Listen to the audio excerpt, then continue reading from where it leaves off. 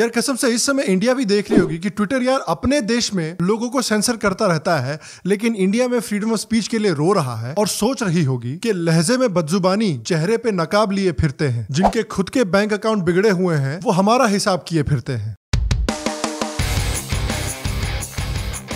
Hello hello, शाम Sharma show के इस एपिसोड में आपका बहुत बहुत स्वागत है। आज मुझसे जुड़ने के लिए, आज का ये एपिसोड देखने के लिए आप सबका बहुत बहुत धन्यवाद और आप सबको एक सेक्युलर प्रणाम। तो ट्विटर जिनके ओनर आपको याद होगा इंडिया में ब्राह्मणिकल सुप्रीमेसी को खत्म करना चाहते हैं, उनकी बकचोदी इंडिया में अभी भी चल रही है। गाड़ फटे तो फटे, नवाबी न घटे।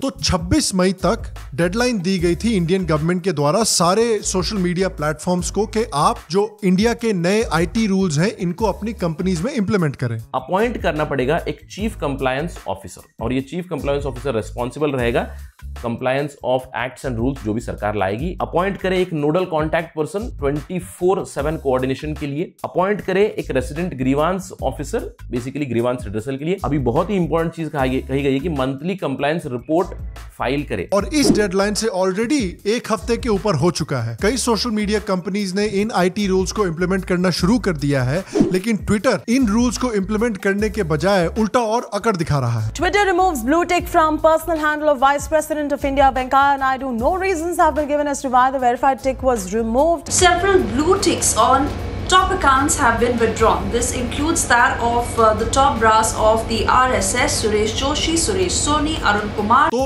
इस एक्शन के बाद ट्विटर को खूब ऑनलाइन बैकलैश मिली। उसके ऊपर से इंडियन गवर्नमेंट ने उनको एक फाइनल नोटिस भी जारी किया आईटी रूल्स को इंप्लीमेंट करने के लिए। Twitter has been given a final chance to appoint India-based officers following the country's new rules for social media companies, failing which it will face consequences, the government said on Sunday amid an escalating standoff with the platform. और इस final warning के बाद अचानक से जिन लोगों के ब्लूटिक्स हट गए थे उनके ब्लूटिक वापस आ गए। ये तो मुद्दे लगा साला। फिर उसके बाद ट्विटर बहाने बनाने लगी कि भाई उनके ब्लूटिक तो इसलिए हटाए गए थे क्योंकि हमारा क्राइटेरिया ही कुछ ऐसा है। उन्होंने कहा कि भाई हमारा क्राइटेरिया ऐसा है कि जिन ब्लूटिक लोगों के अकाउंट इनएक्टिव हो जाते हैं उनका ब्लूटिक हटा दिया जाता है। अच्छा, ये क्राइटेरियन बड़ा इंटरेस्टिंग है क्योंकि ये अप्लाई कैसे किया जाता है, जरा इसको देखते हैं। क्योंकि आपको जर्नलिस्ट अमन चोपड़ा तो पता ही होगा, जो इस हामिद अंसारी इंटरव्यू के लिए काफी फेमस है। मुझे एक वजह नहीं दे सकते हैं। मैं कोई वजह नहीं दे सकता हूँ क्योंकि है नहीं। मैं यार ये तो मेरी बात है यार। तो हाल में ही ट्विटर ने उनका वेरिफिकेशन रिक्वेस्ट भी डिनाई कर दिया है। और अगर आप उनके अकाउंट को देखिएगा तो 200,000 फॉलोअर्स के ऊपर है उनके। जी न्यूज पर एक एंकर है, काफी एक्टिव अकाउंट भी है उनका। तो भैया वेरिफिकेशन के लिए आपका क्राइटेरिया है क्या लोगे लोगों को वेरीफाई करने के लिए? दहेज लोगे?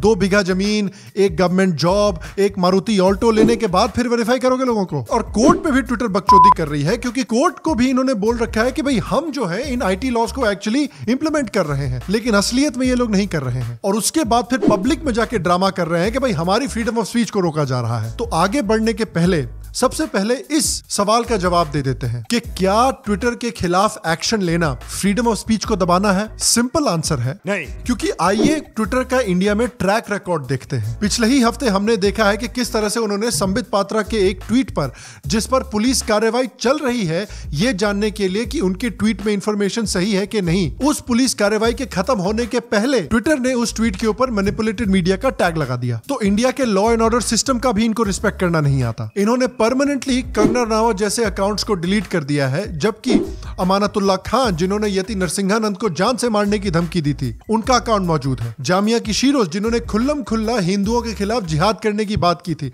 उनका अकाउंट मौजूद है। पोएटिक जस्टिस फाउंडेशन, जिन्होंने खालिस्तानी हिंसा को इंडिया में बढ़ाने की कोशिश की थी, जिनका जो फाउंडर है वो खुल्लम खुल्ला खुद खालिस्तानी है, उनका अकाउंट अभी भी ट्विटर पर मौजूद है। 26 जनवरी को जो रेड फोर्ट पर रायट्स हुए थे दिल्ली में, उस रायट्स को इतने सारे ब्लू टिक अकाउंट्स ने सोशल मीडिया पर सपोर्ट किया था। तो खुल्लम खुल्ला राइट्स को भड़काने वाले लोगों के खिलाफ भी इन्होंने कोई एक्शन नहीं लिया। 2016 में जब जेएनयू में टुकड़े टुकड़े गैंग के प्रोटेस्ट चल रहे थे, उस समय पर उस टुकड़े टुकड़े गैंग के सारे मेंबर्स को ट्विटर ने ब्लू टिक दे दिया था। और याद रखिए कि 2016 में ट्विटर के पास पब्लिक वेरिफिकेशन का कोई प्रोसेस भी नहीं था। इसका यह मतलब हुआ कि ट्विटर ने कॉन्शियसली जानबूझकर टुकड़े टुकड़े गैंग के लोगों को ब्लू टिक दिया ताकि उनका मैसेज ज्यादा से ज्यादा लोगों के पास पहुंच सके। खुद इनके जो सेंसरशिप के रूल्स हैं, जो फ्री स्पीच के रूल्स हैं उनके प्लेटफॉर्म पे, वो भगवान भरोसे ही इंप्लीमेंट होते हैं और उसके बाद वो इंडिया में आके विक्टिमहुड खेलते रहते हैं। Well, Twitter has said that it is concerned about the use of intimidation by the Delhi police for simply trying to enforce their global terms of service. भैया ये तो वही बात हुई कि गब्बर ने ठाकुर की सारी फैमिली को साफ कर दिया, उसके दोनों हाथ भी काट दिए और फिर उसके बाद गब्बर मीडिया के पास जाके रो रहा है कि देखो देखो ठाकुर ने स्टील वाले जूतों से मार दिया मुझे। बकवास।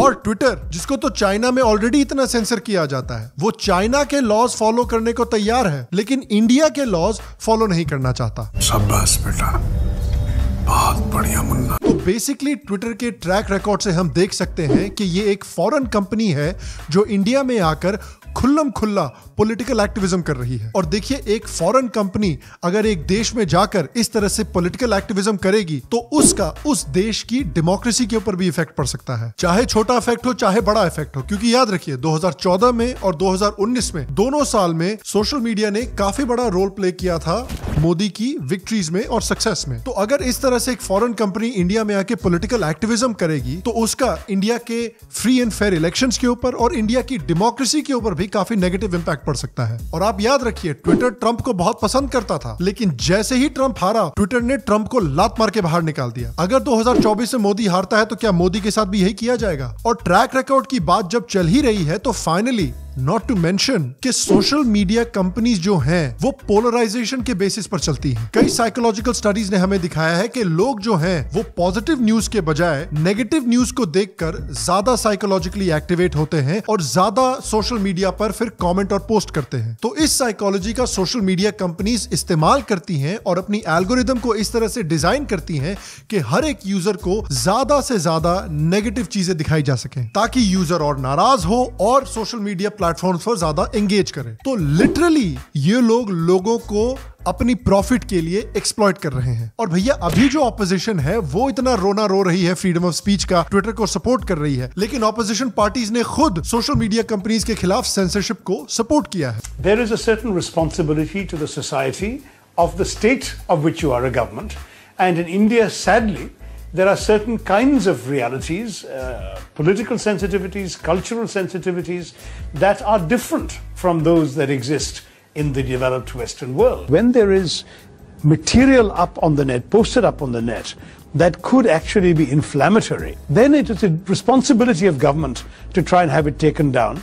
Just as if something nasty was said about you that wasn't true, you would have a right to ask the service provider to take it down. यहाँ तक कि दिल्ली हाई कोर्ट ने भी ट्विटर को बोल रखा है कि आपको जल्द से जल्द आईटी लॉ के जो रूल्स हैं उनको इंप्लीमेंट करना है। तो अब हमने देख लिया है कि ट्विटर किस तरह से बिहेव कर रहा है और इंडिया जो है it is well within its rights to take action against Twitter. तो हमें किस तरह का एक्शन एक्चुअली लेना चाहिए? हमने अभी हाल में ही देखा है कि नाइजीरिया ने किस तरह का एक्शन लिया है ट्विटर के खिलाफ। Nigeria indefinitely suspended Twitter, saying that the platform was being used for activities capable of undermining Nigeria's corporate existence.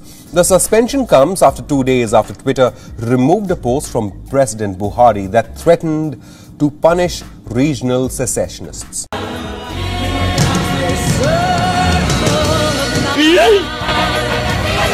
तो क्या इंडिया को भी नाइजीरिया की तरह ट्विटर को बैन करना चाहिए? देखिए, आई डोंट थिंक कि अभी हमें ट्विटर को बैन करने की जरूरत है। मैंने पहले भी कहा है कि सोशल मीडिया प्लेटफॉर्म्स जो हैं वो पॉलिटिकल पार्टीज के लिए, लोगों के लिए, लीडर्स के लिए काफी इंपॉर्टेंट हैं अपनी पब्लिक से जुड़ने के लिए। और खासकर जो नॉन लेफ्ट है, जिसका मेन स्ट्रीम मीडिया में उतना दबदबा नहीं है, उसके लिए ये सोशल मीडिया कंपनीज बहुत इंपॉर्टेंट है। सेकेंडली, इंडिया के पास अच्छे ऑल्टरनेटिव्स भी नहीं है ट्विटर के और फेसबुक के। मतलब कू है, लेकिन कू के बारे में क्या कहें हम? Let me try to send a Koo.